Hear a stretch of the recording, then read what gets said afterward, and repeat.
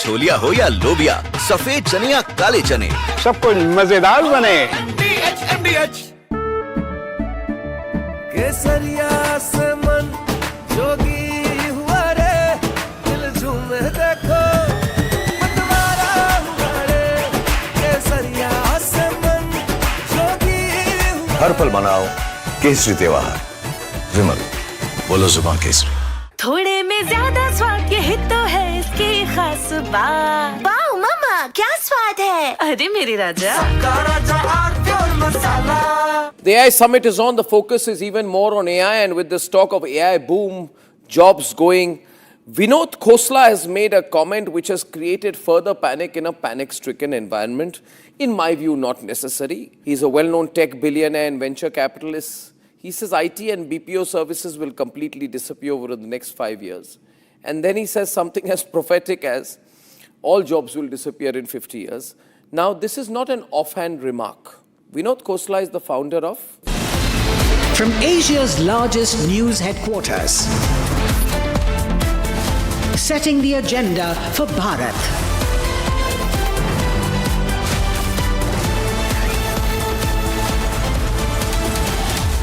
You're watching Republic.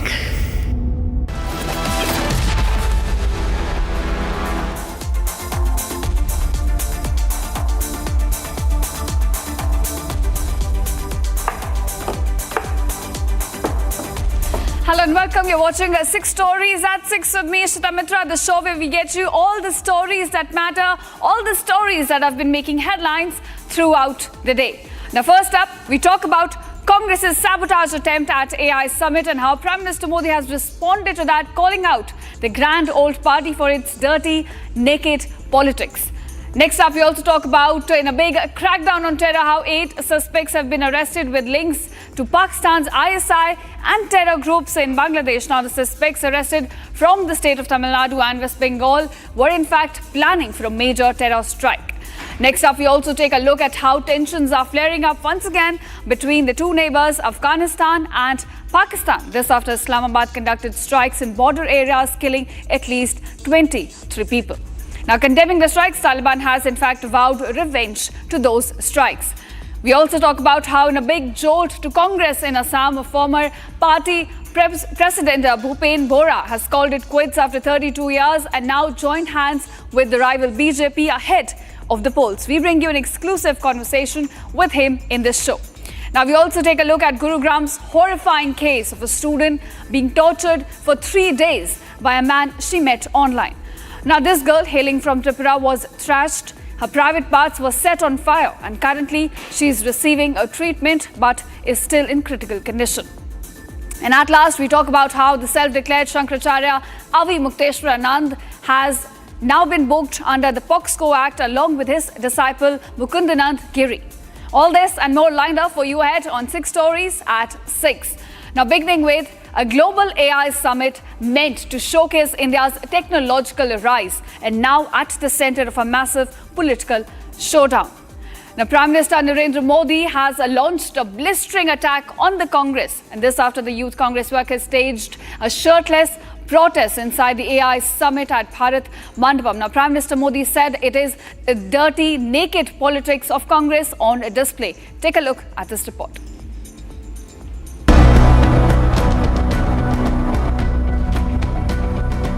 A global stage turned into a political battleground. At the India AI Impact Summit in New Delhi, Youth Congress workers stormed into a hall that too shirtless. Protesters arrested and sent to police remand. PM Modi calls it an attempt to defame India. Addressing a gathering, PM Modi accuses Congress of turning a national event into a platform for dirty and naked politics. Congress को याद रखना चाहिए था कि AI global summit ये BJP का समारोह नहीं था और न ही उस समय बीजेपी का कोई नेता वहां मौजूद था। ये देश का कार्यक्रम था, देश के सम्मान का कार्यक्रम था, देश के लोगों के पसीने से। लेकिन कांग्रेस ने परसों सारी मर्यादाएं तोड़ दी और पूरा देश कांग्रेस की इस रीति नीति पर थू थू हो रही है. Prime Minister says the protest showed how ideologically bankrupt the grand old party has become. ये जो एआई सम्मेलन हुआ, आपको गर्व हुआ कि नहीं हुआ? भारत के भाग्य को बदलने के लिए हुआ है कि नहीं हुआ है? 21वीं सदी में लीडरशिप लेने के लिए हुआ है कि नहीं हुआ है? पूरा देश गर्व से भर गया.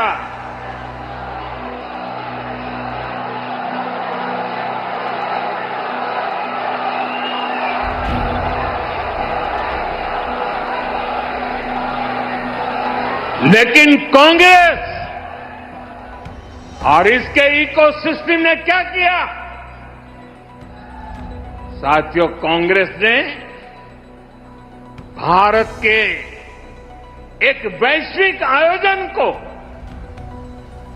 अपनी गंदी और नंगी राजनीति का अखाड़ा बना दिया. He reminds Congress that the AI summit was a national event not organized by BJP. He says the entire country was proud of AI summit, but some parties cannot digest India's success.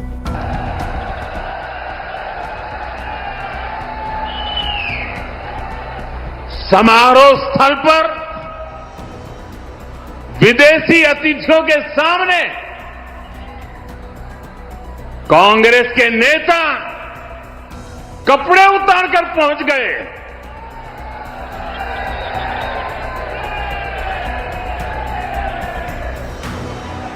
मैं कांग्रेस वालों को पूछता हूं, देश तो जानता है आप पहले से ही नंगे हो, फिर कपड़े उतारने की जरूरत क्या पड़ी?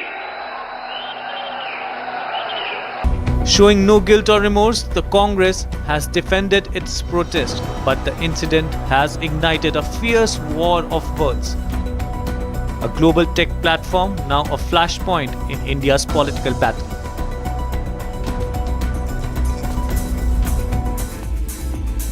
And now, viewers, as Delhi remains on high alert, 8 terror suspects have been arrested in a major counter-terror operation by the Delhi police. Now, the arrests have been made from the states of Tamil Nadu and West Bengal, where Delhi police say the suspects were allegedly plotting a massive terror strike. Now, this group was in fact acting with support from Pakistani handlers and also had links to Bangladesh-based terror outfits. And this, viewers, is coming in just 24 hours after the intel on major terror attack being planned in the Delhi NCR on religious sites. Here are more details on this, how this bid was foiled by Delhi police. Take a look.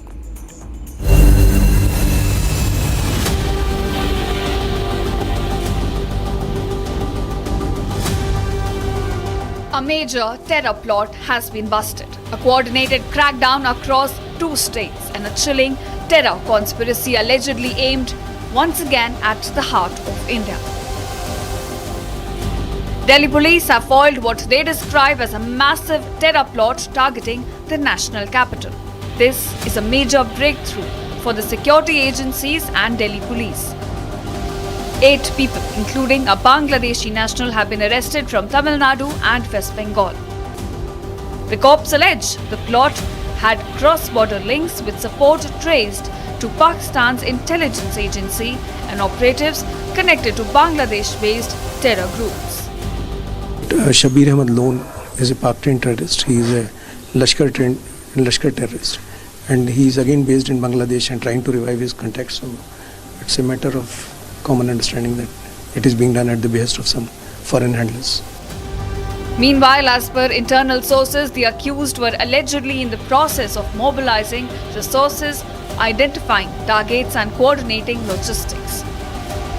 Security agencies believe the plot, if executed, could have had devastating consequences. Commenting on the arrest, Delhi Police Special Cell stated some major facts. Some posters, anti-national posters, were affixed on pillars of metro station near Kashmiri Gate. A metro unit of Delhi Police acted very swiftly and efficiently on this information, and they had identified the persons who had affixed these posters, and they had backtracked. that these persons had come from West Bengal, Kolkata, and they had gone back to Kolkata. This information was shared with Special Cell. Police also stated some suspicious videos were found in the suspects' phones. 2 persons were arrested from Calcutta. These 2 persons were Umar Farooq and Robul Islam. Umar Farooq is a resident of Malda. Robul Islam is a Bangladeshi national. And from their interrogation, it was unearthed that they were being handled by one Sabir Ahmad Loan. Shabir Ahmad Loan had tasked them to affix these posters. He had also tasked them to take on rent a larger accommodation where more people can be accommodated. And as a part of that process was that some more persons were to join them. It was learned that they were in touch with some 5-6 persons who were based in Tripur district of Tamil Nadu through one Shadul Islam based in Bangladesh. The arrest came only within 24 hours of an intel input that warned of possible terror attack being planned by Lashkar in Delhi. Meanwhile, Delhi continues to be on high alert. Surveillance has been intensified at temples, markets and historic sites as they are reportedly on the radar of Lashkar-e-Toiba. The alert in Delhi comes in the backdrop of the deadly November 10 Red Fort blast which killed 15 people last year.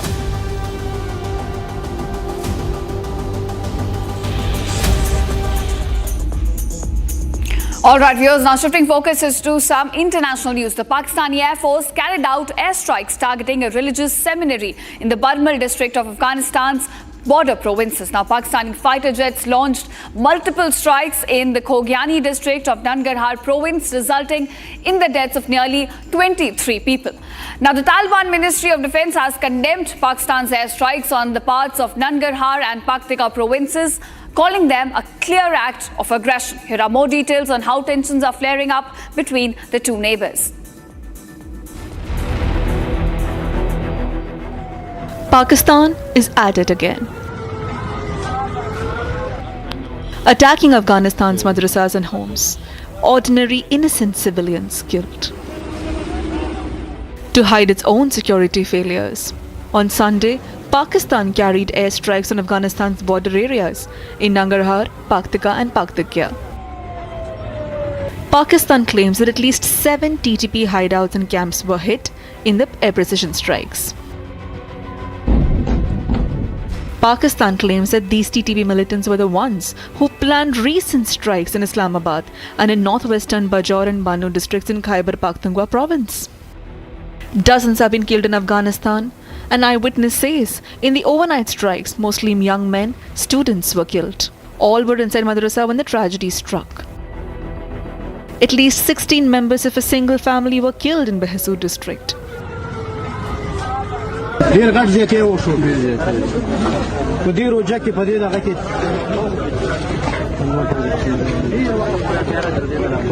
الله دې تاسو ټول سره کوي چې تاسو به تور شپراله لې او دا کارو به دغه مړي راوځي دا راوځي دا یو کوټه کې ټول ورور مې ټول به سره پروت دي دا زین ورته وخای چې وخت دا ټول زین او خرجا زین ټول زین دا دلته مفتاح نو ځخ راوخته دا برانده و دې کې ډاکشن ولا ډاکشن یې تشتري دا کسان اوس پته نه لري چې دا چوت تشتري دې کې دا ما بل یو نو پرتاګه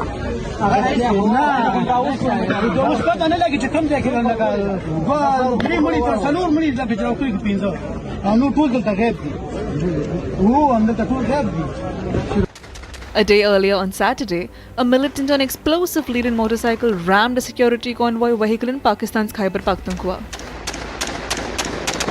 2 soldiers, including a lieutenant colonel, were killed.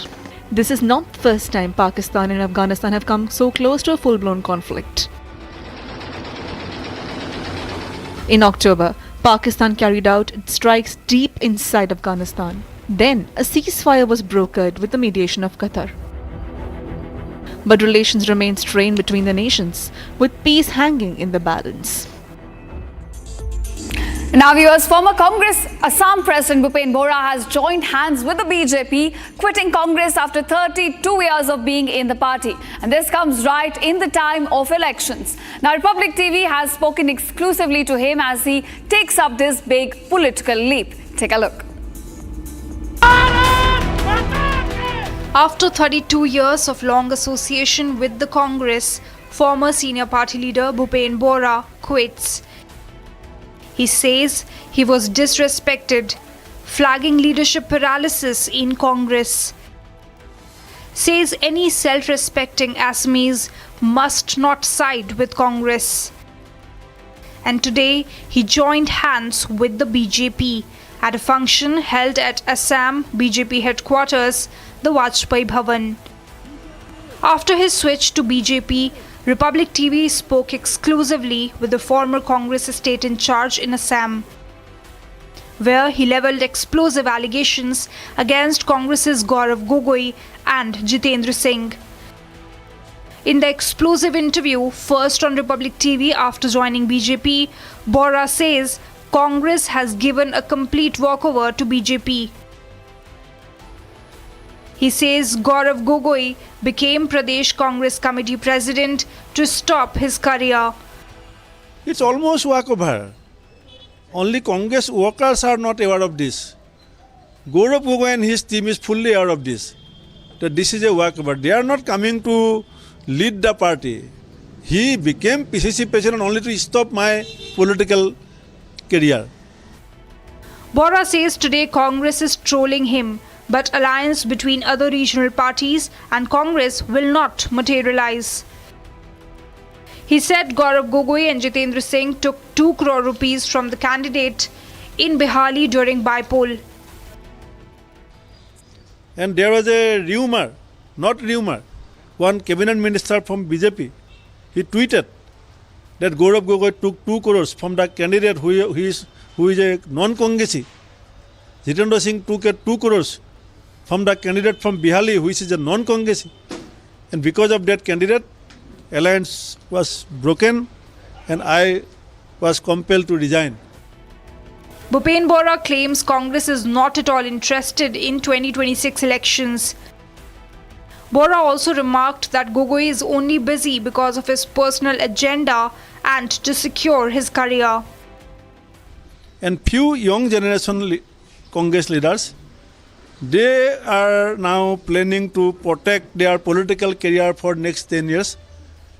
If they will get the ticket, the organization will go to their hand, they will work there, and they are planning and thinking that next election they will come to power. So what planning is going on for 2029 and 2031 in Congress. And BJP is fighting for 2026. Congress is planning for 2029 and 2031.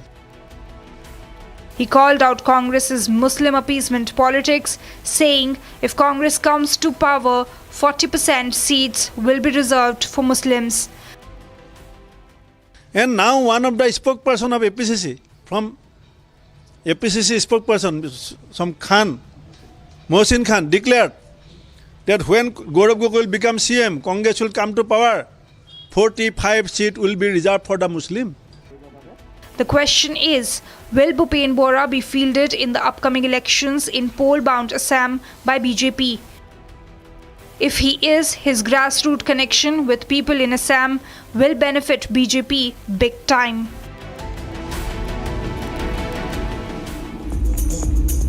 And now viewers, in a chilling and deeply disturbing case from Gurugram, a 19-year-old woman from Tripura has come forward with shocking allegations against her live-in partner, accusing him of subjecting her to horrifying violence that reportedly continued for 3 long, terrifying days. Now, her mother has shared a horrific audio of the incident. At present, the victim is in a critical condition and fighting for her life in the hospital. Here are more details about how this incident took place, how it went from meeting the man online to being trapped in his house for 3 days. Take a look.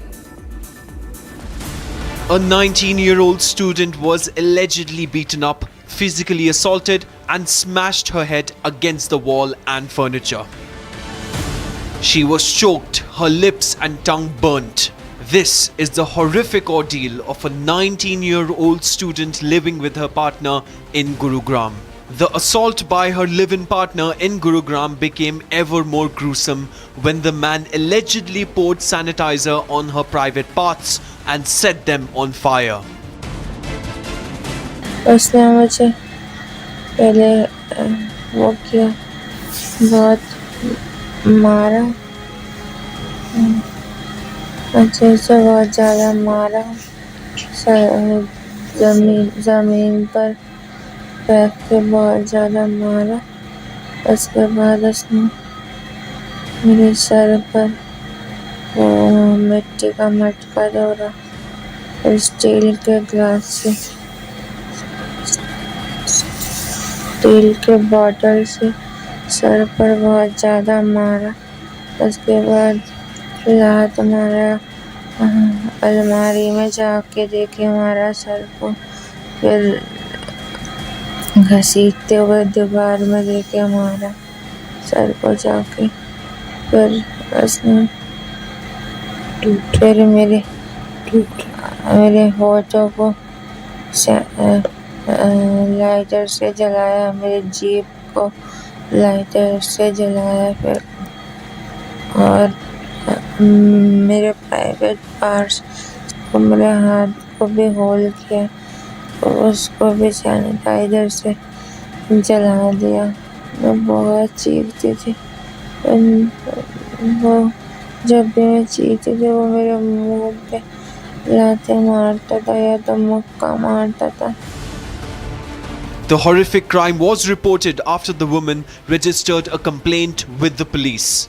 The survivor told police that her partner allegedly struck her on the head with a metal bottle, smashed furniture, and attacked her with a knife as well. Meanwhile, medical examinations confirmed she sustained multiple severe injuries as she continues to remain in hospital for treatment. Republic spoke to the mother of the victim, and this is what she told us. क्या हुआ है आप बता सकते हैं पूरा incident? मेरा लड़की इधर आया पढ़ने के लिए जीडी गुआंगा में। इधर एक लड़का को साथ किया, मुलाकात हो गया और क्या हुआ पता नहीं मुझे। 3 दिन लगातार एक घर में एक कमरा में बंद करके उसको 3 दिन लगातार जो किया उसको साथ ये बोल नहीं पाऊंगा। ये मेरा लड़की का प्राइवेट पार्ट में के सैनिटाइजर डाल के आग लगा दिया। उसको लेग और हैंड को ये चार्जर का तार से बांध के बहुत पिटाया, उसको सिर पे बहुत आघात किया, उसको मुंह में सुसु किया ये लड़का। Republic also spoke to the victim's lawyer. The victim is in ICU and even mother को भी अंदर ही रख के बिल्कुल बाहर नहीं आने दे रहे थे।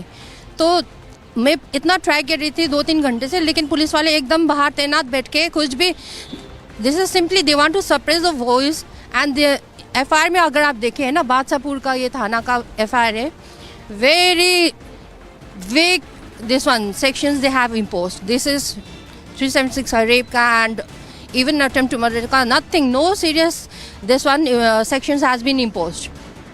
She is a biotechnology student and remains in critical condition at Safdarjung Hospital in Delhi after being shifted from Gurugram and AIIMS due to the severity of her injuries.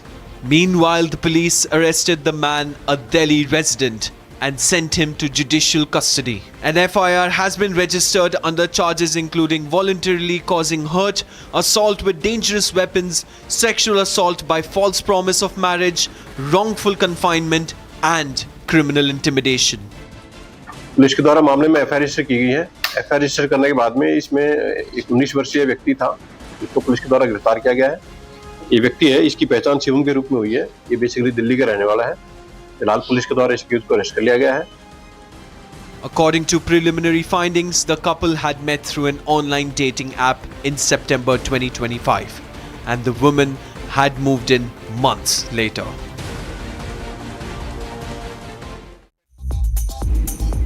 And now viewers, a special POCSO court in Prayagraj has registered an FIR against a self-styled Shankaracharya Avi Mukteshwaranand Saraswati and his disciple Swami Mukundanand Giri. Now this order follows grave allegations of sexual abuse involving minor children, with stringent sections of the Protection of Children from Sexual Offences Act being invoked. Now this court's directive paves the way for a formal police investigation, potentially deepening the legal troubles for the religious leader. Take a look at this report.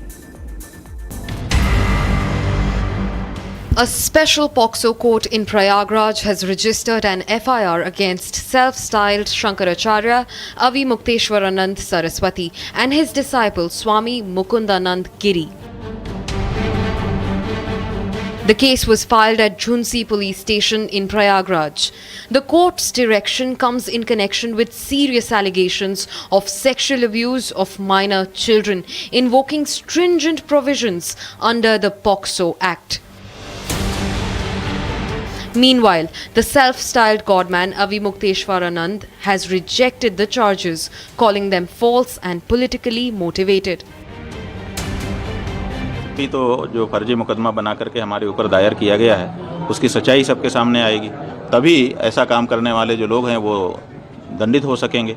तो इसलिए आवश्यक है, हम यही कहना चाहेंगे कि न्यायालय लंबा समय न लगाते हुए इस पर थोड़ी सी द्रुत गति से काम करे, क्योंकि बहुत सारे लोगों की निगाह इस पर लगी रहेगी। तो जल्दी से जल्दी इस पर गवाही साखी करे और निर्णय करे। The complainant, Ashutosh Pandey, has welcomed the court order, calling it a step toward justice for the minors. अब वह दिन दूर नहीं जब ऐसे कुकर्मी सनातन के नाम पर चोला ओढ़ने वाले ढोंगी लोग जो फर्जी शंकराचार्य अपने आप को लिखते हैं, मैं आज खुली चेतावनी देना चाहता हूँ। अखिलेश जी, आप बहुत चिल्ला रहे थे, चलिए मेरे साथ विद्या मठ पैदल यात्रा हम लोग आज से कर रहे हैं, और पंचम तर पे डिप्टी सीएम साहब आपको भी कह रहा हूँ, मेरे साथ चलिए। वहां पर जो स्विमिंग पूल दिखाऊंगा, वह कमरा दिखाऊंगा जिसमें ये ऐसे करते हैं, वहां सखियां रखते हैं, वहां बच्चों का कुकर्म करते हैं। सारे एविडेंस वहां पे हमारे बच्चों ने छुपा के रख रखे हैं, उसको विवेचना पुलिस के द्वारा निकाल के लाएंगे।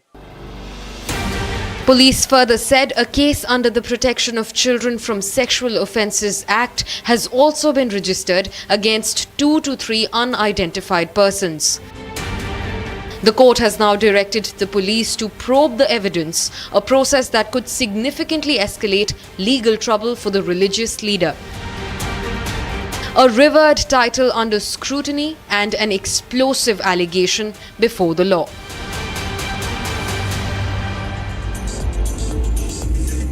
All right, viewers, that's a wrap on 6 Stories at 6 with me, Shita Mitra. Thank you so much for watching. News and developments continue on the other side on Republic.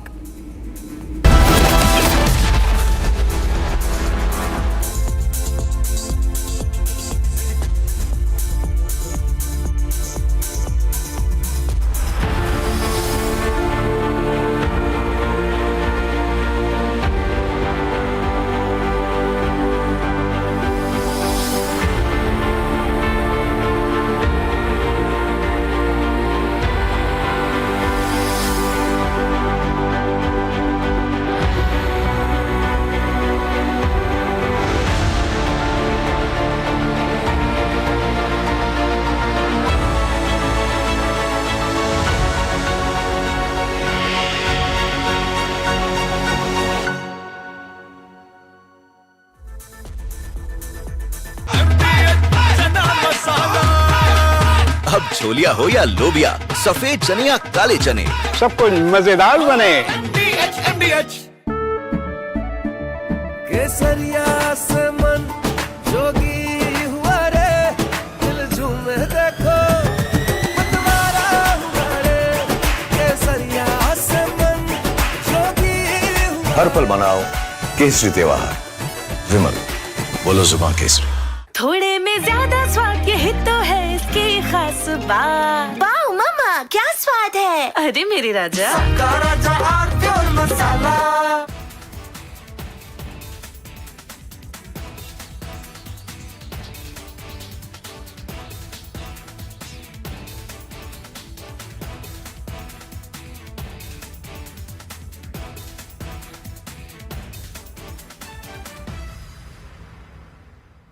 आधे बाउल दही में 4 चम्मच MDH चटनी पुदीना मसाला डाला, stir करो, पुदीना चटनी तैयार। MDH चटनी पुदीना मसाला। The AI summit is on. The focus is even more on AI, and with this talk of AI boom, jobs going, Vinod Khosla has made a comment which has created further panic in a panel.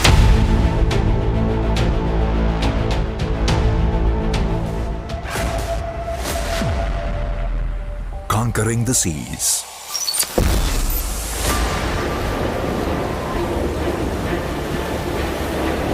Shaping the future for my country.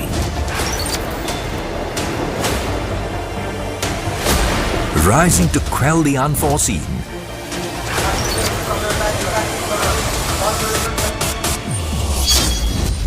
I am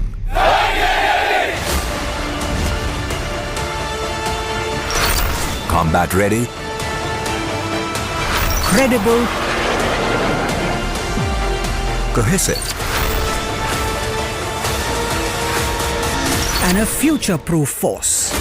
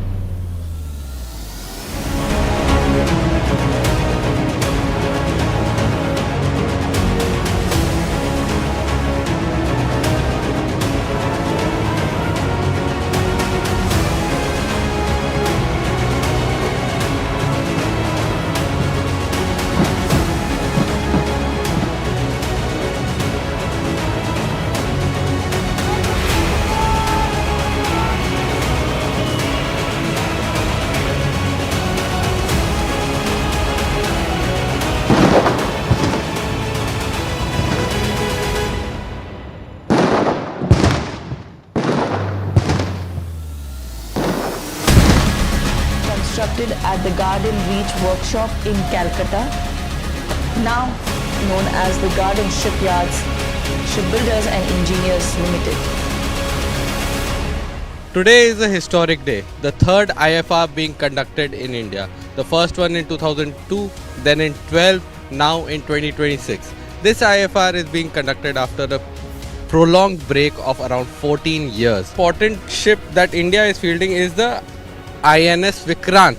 Now INS Vikrant is the aircraft carrier that has been designated and is fielding MiG-29K fighters aboard. This ship was commissioned in 1990 and has multiple armaments. This is one of the few remaining ships from this era. Now this Sumedha class ship is one of the final ships that has been designated for this purpose.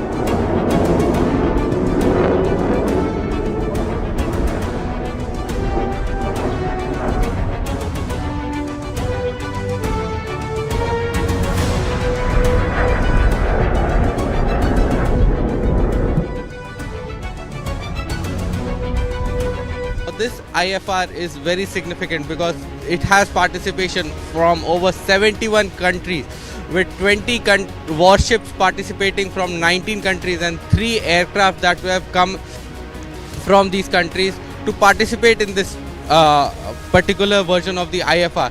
This is a pristine example of naval diplomacy that India has been pursuing in the Indian Ocean region. Now, apart from this, the Millins organization is also meeting, and India is about to take the chairmanship of the IONS committee.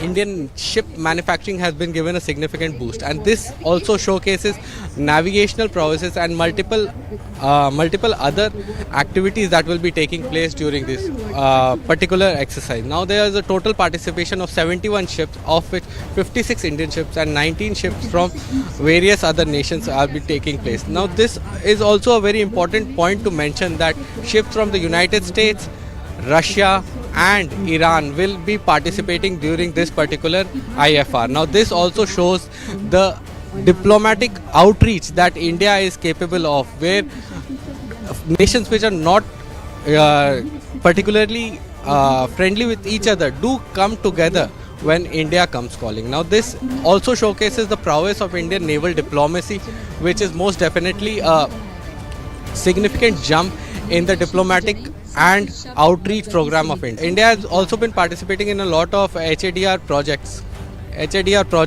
which showcases the various abilities and capabilities of search and rescue operations, disaster relief, apart from the routine naval search and rescue operations. Now recently India also conducted a daring rescue aboard a ship where multiple where multiple people were taken hostage by pirates, and India was able through its network of friendly nations and friendly ports to go there and rescue these people. And this showcases the power of diplomacy that has been showcased during this particular IFR. Now we are currently about INS Savitri, which will be trailing INS Subeda. INS Subeda has been designated as the presidential yacht, and the presidential yacht will be embarked by the Supreme Commander of the Indian Forces, Srimati Draupadi Murmu, and she will be taking the salute from the nation.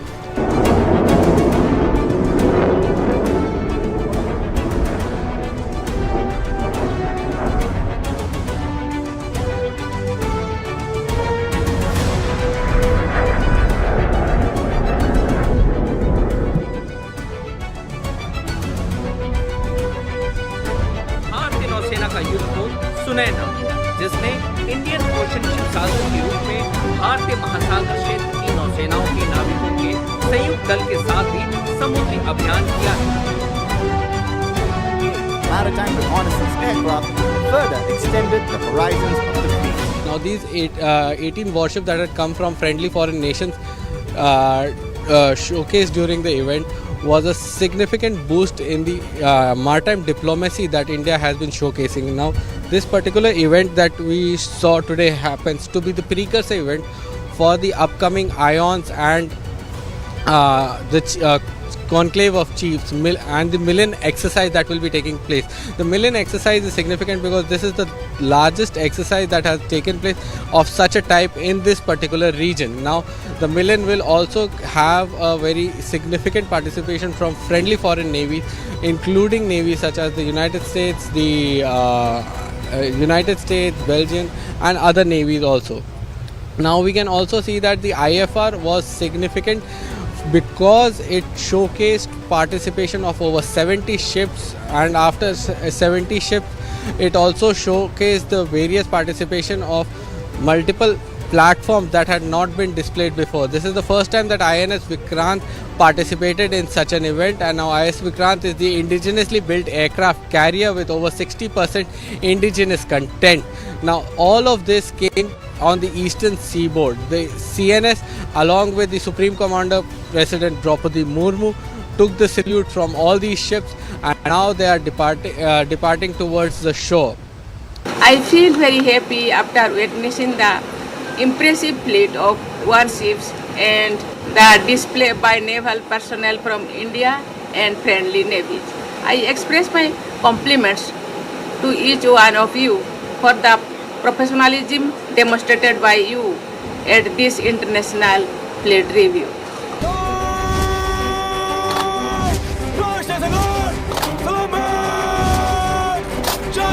A great day has dawned. One that will go down in history.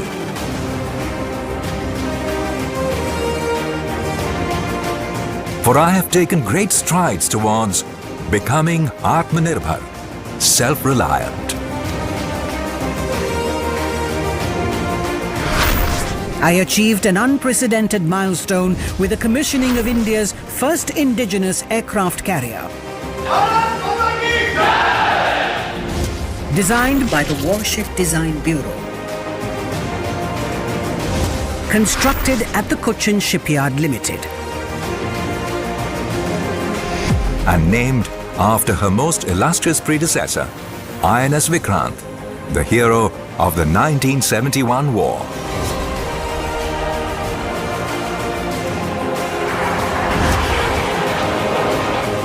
The INS Vikrant proudly unfurled the new naval ensign, signaling the Indian Navy's break with its colonial legacy. My Blue Water Navy credentials are significantly enhanced with the reborn INS Vikrant, adding mobility, force projection, and multi-dimensional capability to my quiver. A watershed that completes my transformation from a buyer's to a builder's navy. With humble beginnings in 1967 through the induction of Foxtrot-class submarines, the Indian submarine arm gradually moved on to the Sindhu Ghosh, Shishumar and Kalvari class submarines, while also building strategic assets. Powerful in action, INS Sindhu Kirti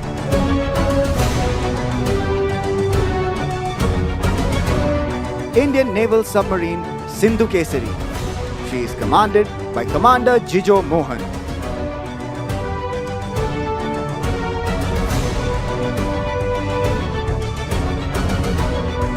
एक बेहद यादगार दिन.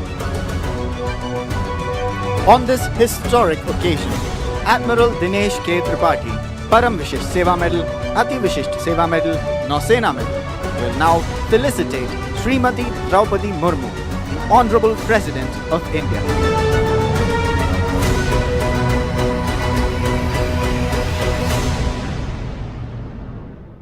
National Fleet Review took place today at Visakhapatnam. What is the significance and why is it such a phenomenal success? So the fleet review per se is something which has been done traditionally, historically, dates back to 15th and 16th century, where the Supreme Commander reviews the nation's fleet, and which is kind of a confidence building to the capabilities of the Navy. The International Fleet Review per se, this is the third International Fleet Review which is taking place here for India. 2001 was the first one, which was in Mumbai, 2016 in Visakhapatnam, and now once again the third one in 2026 here in Visakhapatnam.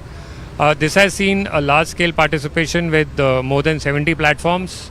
19 ships from 18 different countries have also participated in it. Large number of, I would say, the indigenous or the Make in India ships have also participated as part of the Indian Navy's platforms. In addition, we've also had platforms from the Indian Coast Guard, the SAI Shipping Corporation of India as well. Sir, apart from this, the large-scale maritime operation Milan is also taking place. Could you help us understand what Milan is? So, Milan is a multilateral naval exercise. It had its beginning at a very small scale, and today the scale has increased considerably. We have more than 70 countries, delegates participating in this. They will be, as well as ships from these 18 countries, which had also participated in IFR, would be participating in Milan. We'll have Milan in two phases, the harbour phase and the sea phase. Harbour phase, which is ongoing right now, is going to see discussions and interactions in the form of seminars, professional exchanges, subject matter expert, as well as visits of cross-deck visits between various navies.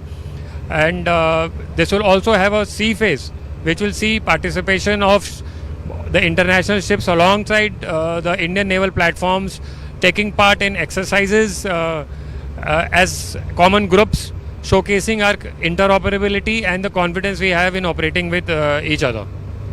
So, final question, India is going to be thrust into a leadership position in the IONS conclave. How is this bringing about the naval diplomatic and outreach of the Indian Navy? So, Indian Ocean Naval Symposium is a grouping of countries which are part of the Indian Ocean region. It's a voluntary organization, and we have large number of participation from Indian Ocean nations. So 2026 to 2028 is the period in which India will have the chair, and as part of that we will be seeing the conclave of chief, which is taking place, in which this handing over also effectively will take place. And this also brings about the fact that the acceptance to have regional cooperation with respect to common maritime issues, and being able to use cooperation and the best capabilities of partner navies coming together to meet common requirements and common goals. Now the pace of my growing fleet has increased. More than 130 ships, submarines,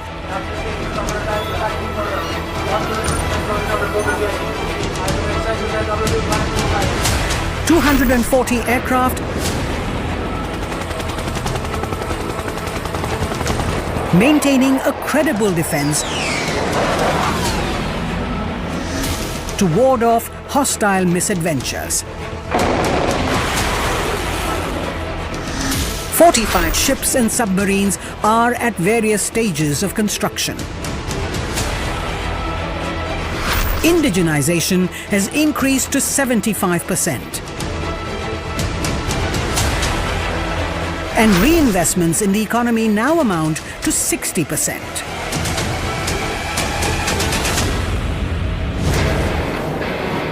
I'm here at Visakhapatnam with the International Fleet Review in full swing. This particular International Fleet Review saw participation from a lot of indigenously built, manufactured vessels that the Indian Navy fields. The indigenization process of the Indian Navy has seen an alarming rise. Now this rise showcased by INS Nistar. Now this is the first indigenously built diving support vehicle designated to carry out deep sea diving and submarine rescue operations. It represents a major boost in India's underwater rescue capability with a displacement of around 10,000 tons and a beam of 120 meters. Built by Hindustan Shipyard Limited in Visakhapatnam, it has a crew of 220 personnel.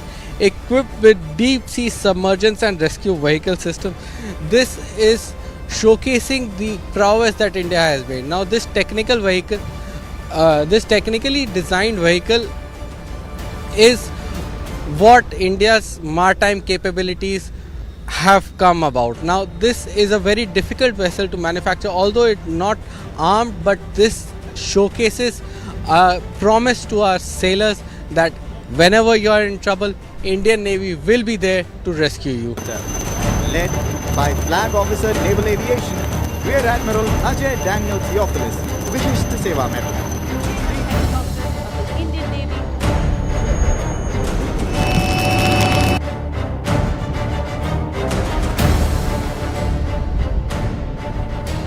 उड़ान का शानदार प्रदर्शन diamond formation में डॉनियर्स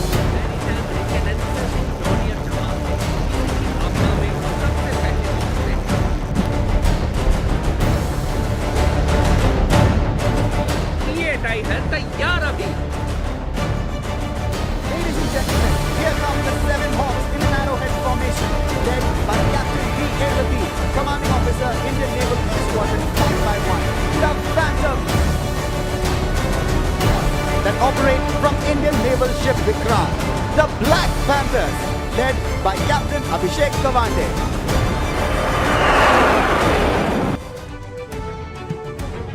Coming up on your left, with pennant number Alpha 61, is a catamaran-hulled torpedo launch and recovery vessel, Indian naval ship Astradharini, presently commanded by Lieutenant Commander Anurag Daima.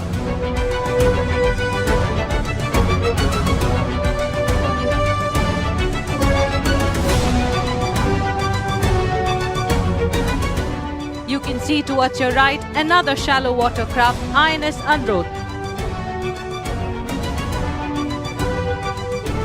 The International Fleet Review has just concluded at Visakhapatnam. It saw participation from 18 countries sending over 19 vessels. It also saw participation from 50 various Indian vessels. Now this included the indigenous Vikrant class carriers, INS Himgiri, Nilgiri, Udaygiri, INS Vistar, fly past by various naval aircraft, the Dornier, PA type Poseidons, the MiG-29K showcasing India's naval prowess.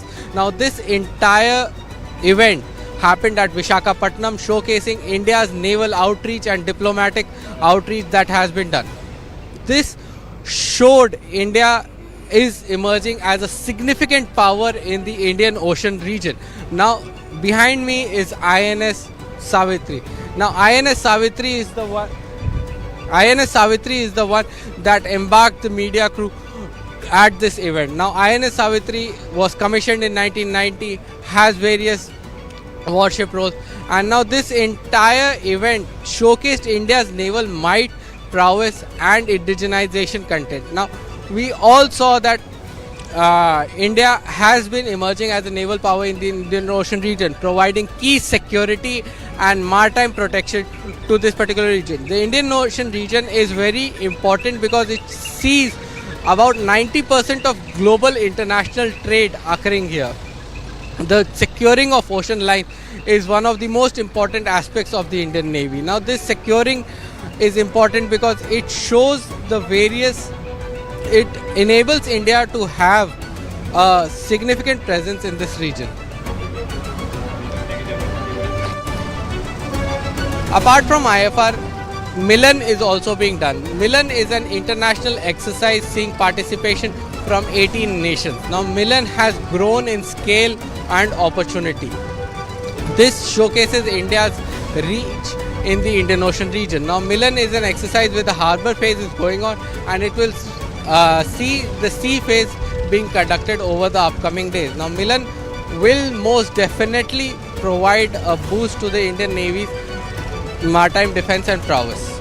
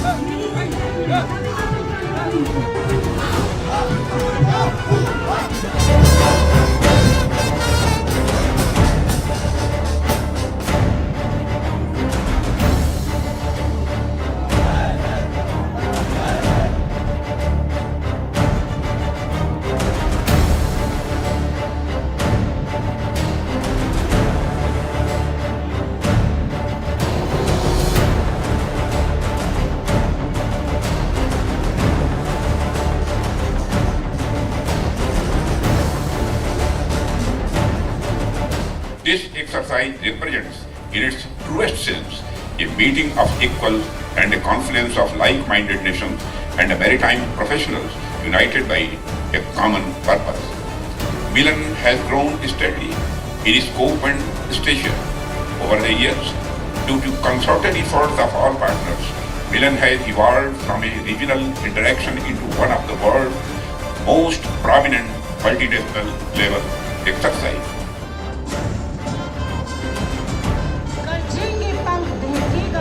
Kindly look back towards the stream.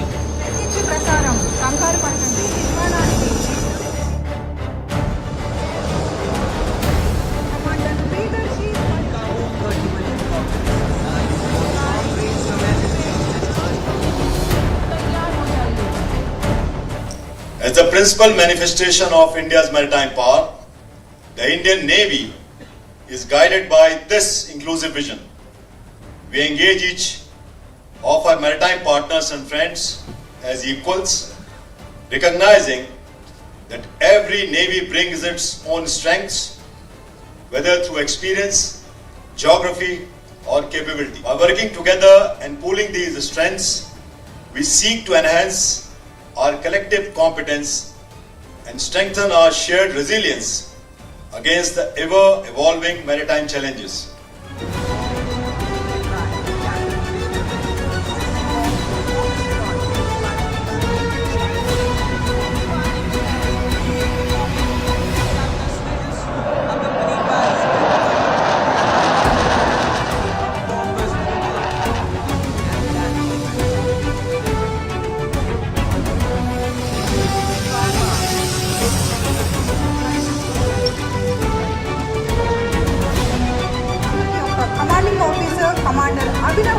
నేతృత్వంలోని 4 గ్లోరియర్ petrol ఎయిర్క్రాఫ్ట్లు వజ్రాకృతిలో మనం చూడవచ్చు.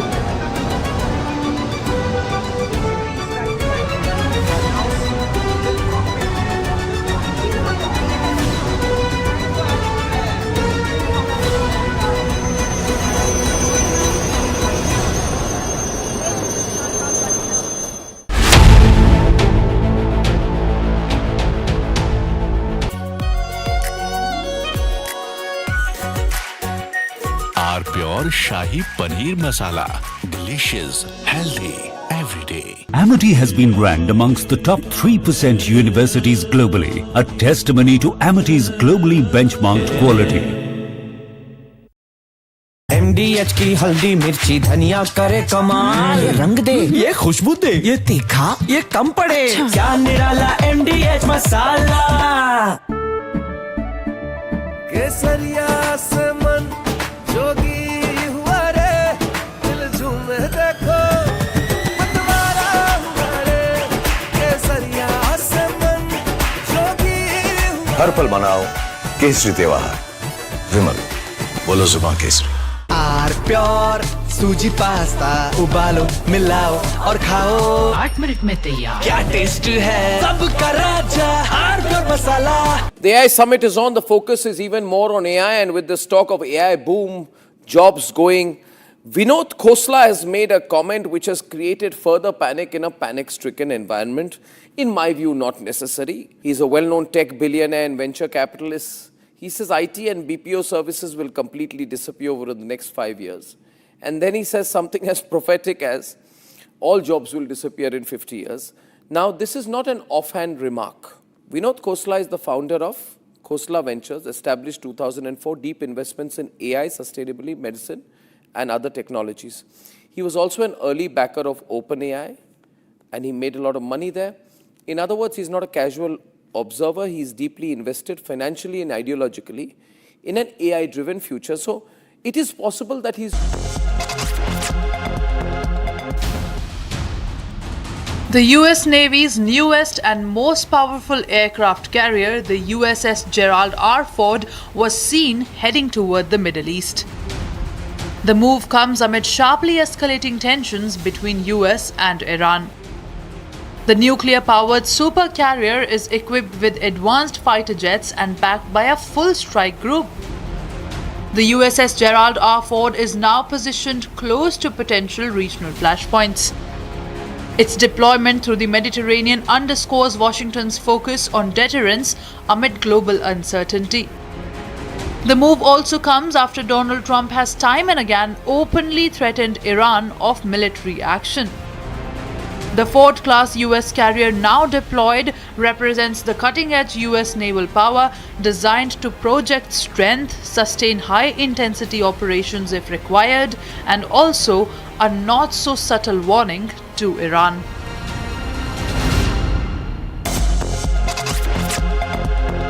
ये है secret recipe MDH का जीरा SIP जल जीरा मसाला. SIP SIP जीरा सिप MDH का जल जीरा सिप MDH का जल जीरा SIP. Amity has been ranked amongst the top 3% universities globally, a testimony to Amity's globally benchmarked quality. थोड़े में ज्यादा स्वाद ये हित तो है इसकी खास बात. वाओ मामा क्या स्वाद है. अरे मेरे राजा सबका राजा आर प्योर मसाला. केसरिया से मन जोगी हुआ रे दिल झूमे देखो मतवारा हुआ रे केसरिया से मन जोगी हुआ. हर पल मनाओ केसरी त्योहार विमल बोलो जुबान केसरी MDH की देगी मिर्च. देगी मिर्च का तड़का अंग अंग फड़का. MDH की देगी मिर्च.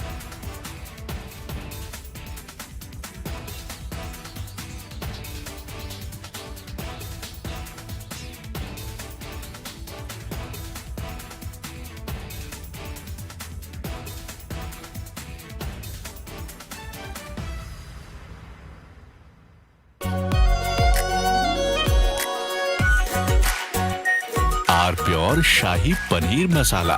Delicious, healthy, every day. The AI summit is on. The focus is even more on AI, and with this talk of AI boom, jobs going, Vinod Khosla has made a comment which has created further panic in a panic-stricken environment. In my view, not necessary. He's a well-known tech billionaire and venture capitalist. He says IT and BPO services will completely disappear over the next 5 years. And then he says something as prophetic as all jobs will disappear in 50 years. Now, this is not an offhand remark. Vinod Khosla is the founder of... From Asia's largest news headquarters, setting the agenda for Bharat.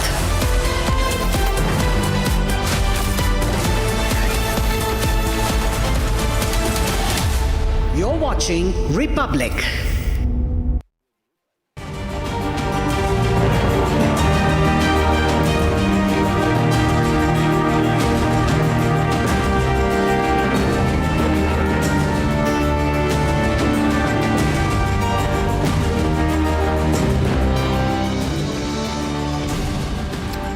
Welcome back, friends, to this Sunday edition of This Is Exclusive, in which we are going to focus on our troublesome neighbor Pakistan, which creates problems to its west and creates problems to its east in Afghanistan and India, respectively. In fact, Delhi police in the morning cracked a terror module with direct linkages to Pakistani deep state, and I have some exclusive information on that.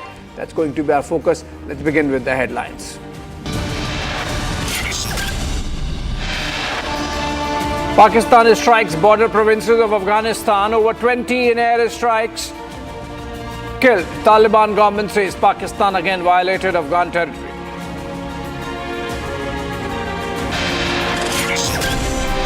Eight arrested for hatching a major terror plot. Links with Pakistan, ISI and Bangladesh under investigation.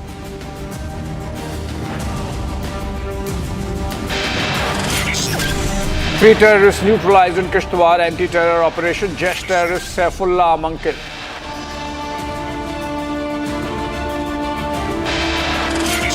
FIR filed against Swami Avimukteswaranand after a special POCSO court's order. Disciple Mukudanand also named in the FIR.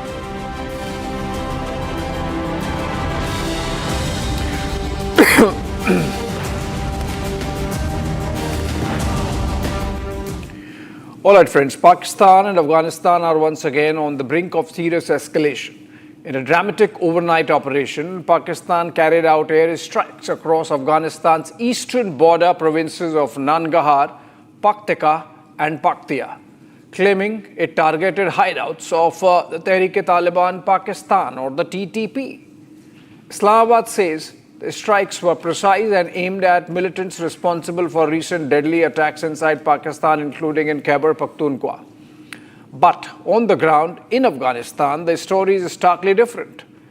Eyewitnesses report civilian casualties, alleging that students inside religious seminaries and members of local families were among those killed. But before we go into the details of what happened there on the ground and the ground reports that we have got for you exclusively, let's go to Tilak Deveshwar, a national security analyst, a former member of the National Security Advisory Board, and he's joining us live on this broadcast to help us unspool and understand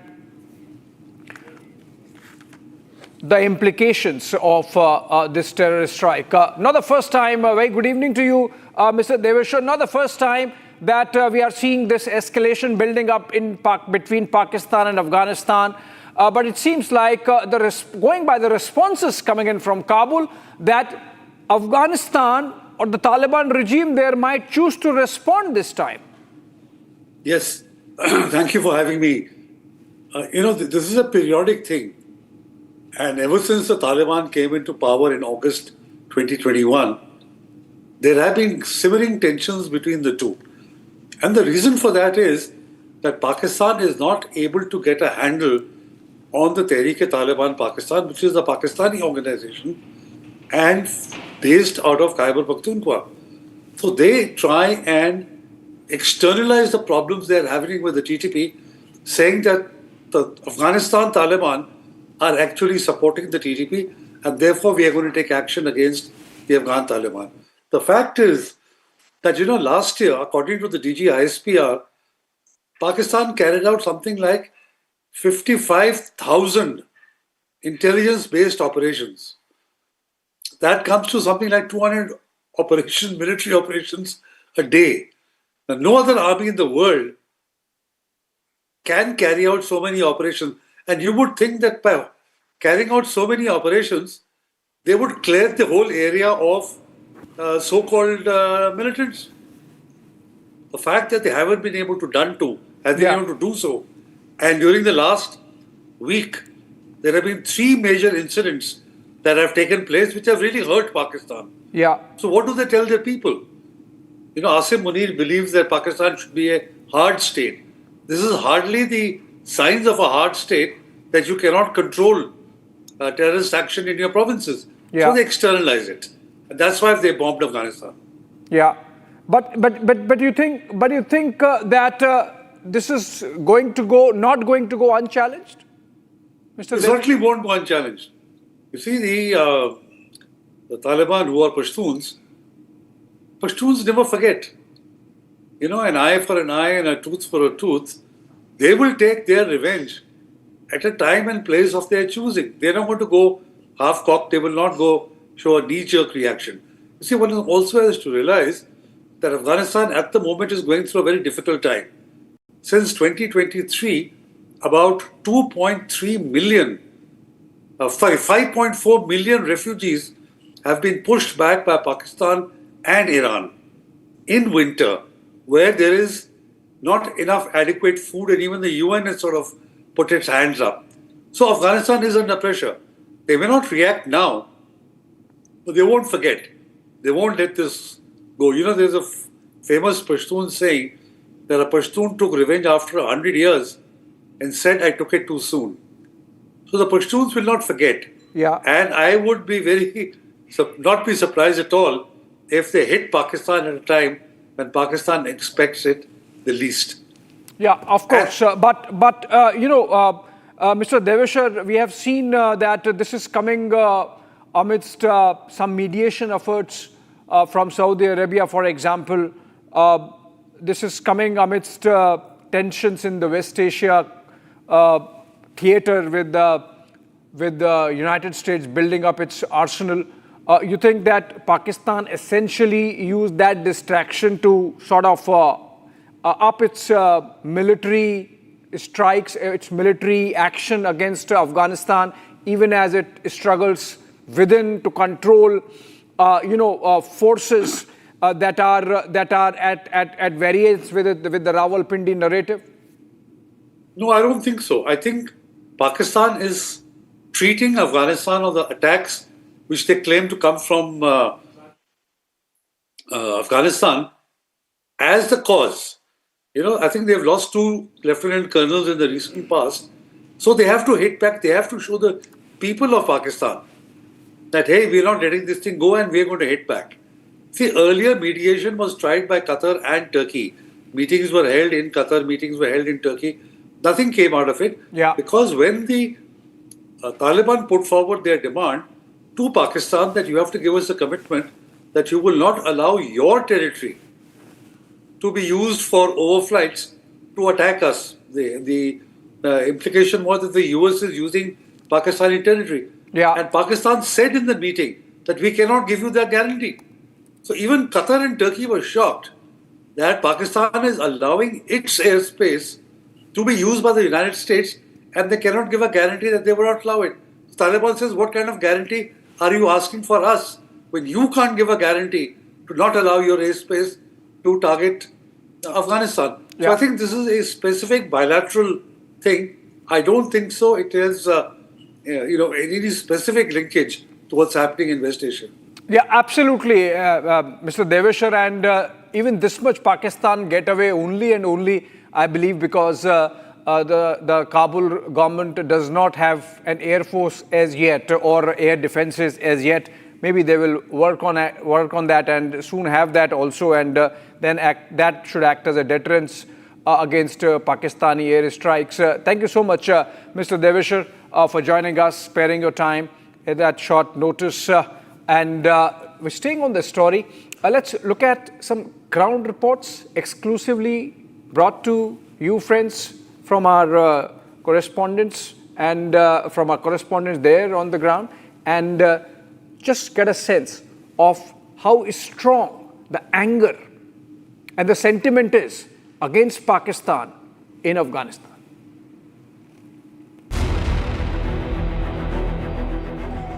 Pakistan is at it again. Attacking Afghanistan's madrasas and homes, ordinary innocent civilians killed. To hide its own security failures, on Sunday, Pakistan carried airstrikes on Afghanistan's border areas in Nangarhar, Paktika and Paktikya. Pakistan claims that at least 7 TTP hideouts and camps were hit in the air precision strikes. Pakistan claims that these TTP militants were the ones who planned recent strikes in Islamabad and in northwestern Bajaur and Banu districts in Khyber Pakhtunkhwa province. Dozens have been killed in Afghanistan. An eyewitness says in the overnight strikes, mostly young men, students were killed. All were inside madrasa when the tragedy struck. At least 16 members of a single family were killed in Behesud district.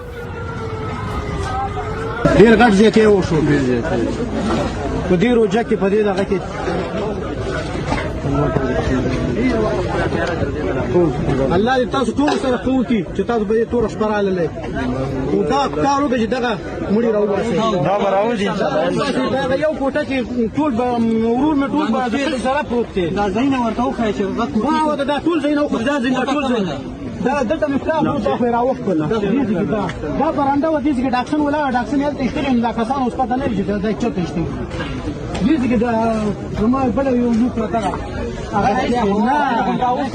اوس پته نه لګي چې کوم ځای کې لږه درې مړي تر څلور مړي د بجراو کوي پینځه نو ټول دلته غیب دي وو اندته ټول غیب دي. A day earlier on Saturday, a militant on explosive-laden motorcycle rammed a security convoy vehicle in Pakistan's Khyber Pakhtunkhwa. 2 soldiers, including a lieutenant colonel, were killed. This is not the first time Pakistan and Afghanistan have come so close to a full-blown conflict. In October, Pakistan carried out its strikes deep inside Afghanistan. Then, a ceasefire was brokered with the mediation of Qatar. But relations remain strained between the nations, with peace hanging in the balance.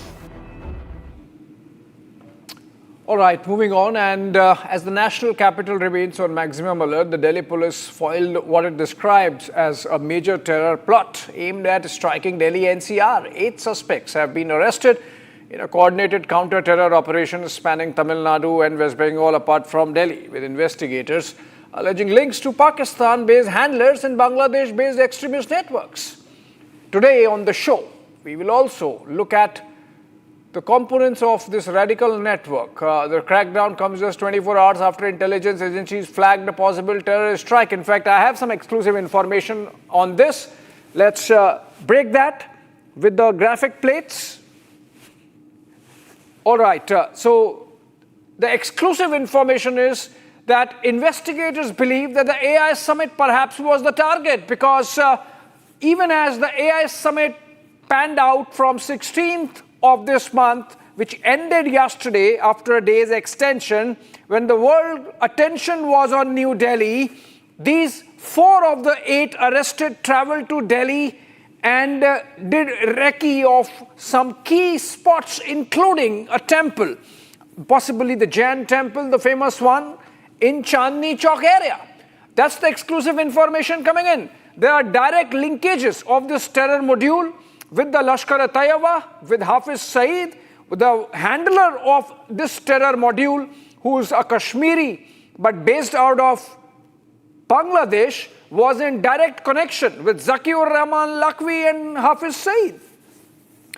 And 4 of these terror suspects traveled to New Delhi. They work in Chennai. They are illegal Bangladeshis. They were working illegally with illegal documents, staying in India and working at a textile unit in Chennai. And from there they traveled to Delhi, did recce, pasted posters, plastered posters at metro stations on Kashmir. And when the police probe began, everything came undone. So the exclusive element is that the AI summit was the target, disrupting the AI summit. When the world attention was on New Delhi because of the AI summit, they wanted to carry out an act of sabotage. Our correspondent Saurav joins us live for more on this from New Delhi. Let's go to him and ask what's the direction that the probe is taking. Saurav, you have closely tracked the investigation that's going on since the cracking of this case, this terror module that the Delhi police came out with early in the morning. Was the AI summit the target? Did the terror suspects plan to be in Delhi and carry out a sabotage act at the time when the world attention was on New Delhi because of the AI summit. Yes, Abhishek, the major target was the AI summit, but due to the 24/7 surveillance by the Delhi police and the other authorities, they could not take it out in the national capital at the time of the AI India Impact Summit. But the thing is, they have done the recce, they have visited the several Delhi metro stations, and they have pasted the posters of Free Kashmir.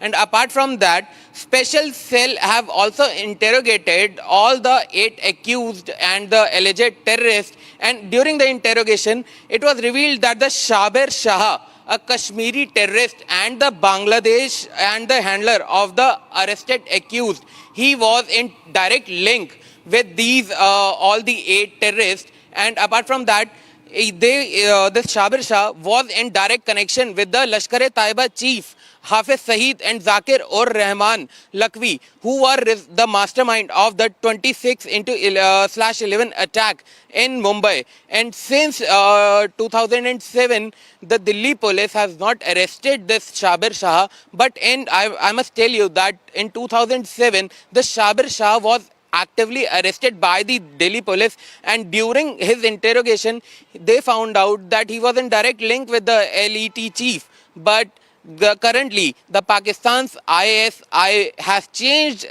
its recruiting system, and now they have shifted their focus to the Bangladeshis, those who are illegally living in India.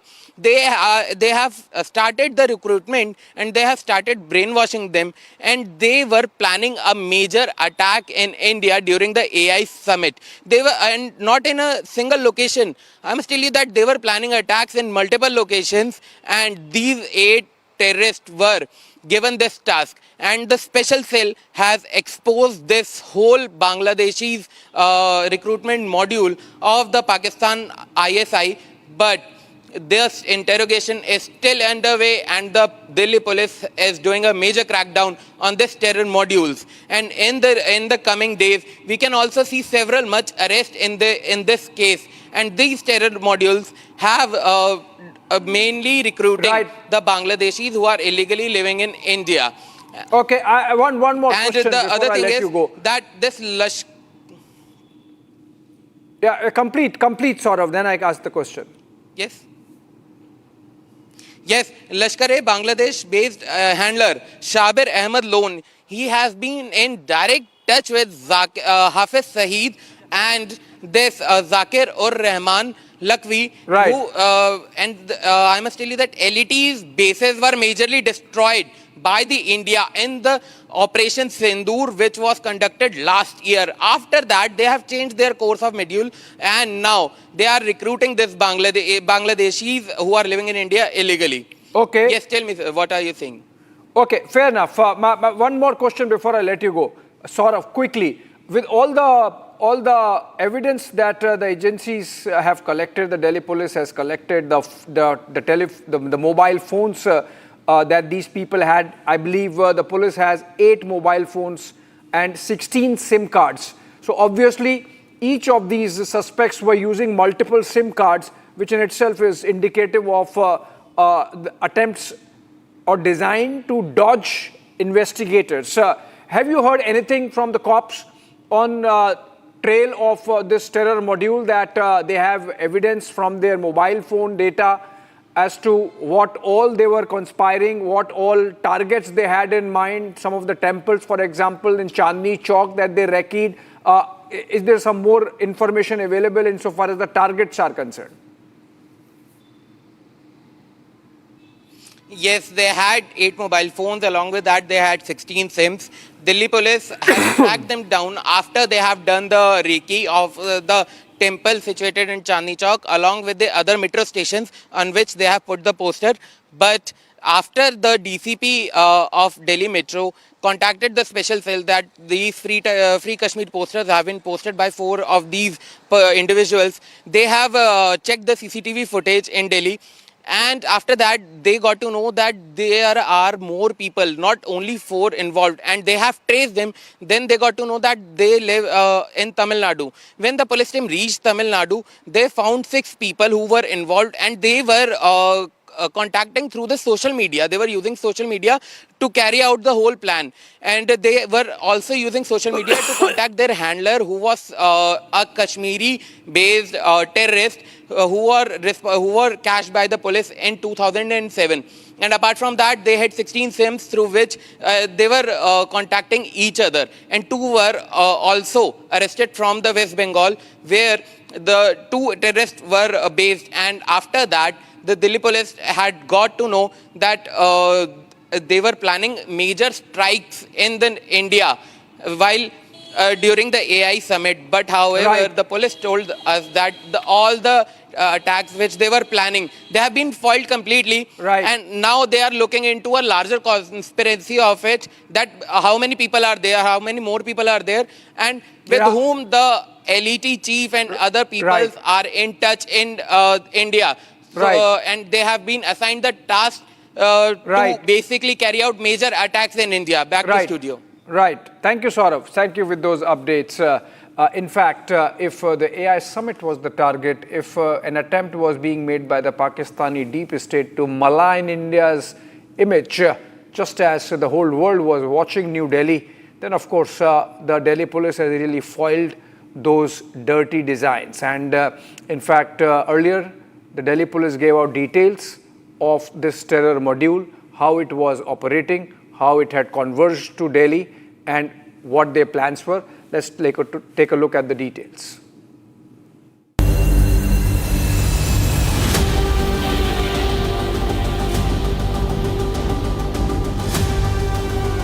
A major terror plot has been busted. A coordinated crackdown across 2 states and a chilling terror conspiracy allegedly aimed once again at the heart of India. Delhi police have foiled what they describe as a massive terror plot targeting the national capital. This is a major breakthrough for the security agencies and Delhi police. 8 people, including a Bangladeshi national, have been arrested from Tamil Nadu and West Bengal. The cops allege the plot had cross-border links with support traced to Pakistan's intelligence agency and operatives connected to Bangladesh-based terror groups. Shabir Ahmed Lone is a Pak-trained terrorist. He is a Lashkar terrorist, and he is again based in Bangladesh and trying to revive his contacts. So it's a matter of common understanding that it is being done at the behest of some foreign handlers. Meanwhile, as per internal sources, the accused were allegedly in the process of mobilizing resources, identifying targets and coordinating logistics. Security agencies believe the plot, if executed, could have had devastating consequences. Commenting on the arrest, Delhi Police Special Cell stated some major facts. Some posters, anti-national posters, were affixed on pillars of metro station near Kashmiri Gate. A metro unit of Delhi Police acted very swiftly and efficiently on this information, and they had identified the persons who had affixed these posters, and they had backtracked that these persons had come from West Bengal, Kolkata, and they had gone back to Kolkata. This information was shared with Special Cell. Police also stated some suspicious videos were found in the suspects' phones. 2 persons were arrested from Calcutta. These 2 persons were Umar Farooq and Robil Islam. Umar Farooq is a resident of Malda. Robil Islam is a Bangladeshi national. And from their interrogation, it was unearthed that they were being handled by one Shabir Ahmed Lone. Shabir Ahmed Lone had tasked them to affix these posters. He had also tasked them to take on rent a larger accommodation where more people can be accommodated. And as a part of that process was that some more persons were to join them. It was learned that they were in touch with some 5-6 persons who were based in Tripur district of Tamil Nadu through one Shadul Islam based in Bangladesh. The arrest came only within 24 hours of an intel input that warned of possible terror attack being planned by Lashkar in Delhi. Meanwhile, Delhi continues to be on high alert. Surveillance has been intensified at temples, markets and historic sites as they are reportedly on the radar of Lashkar-e-Toiba. The alert in Delhi comes in the backdrop of the deadly November 10 Red Fort blast which killed 15 people last year.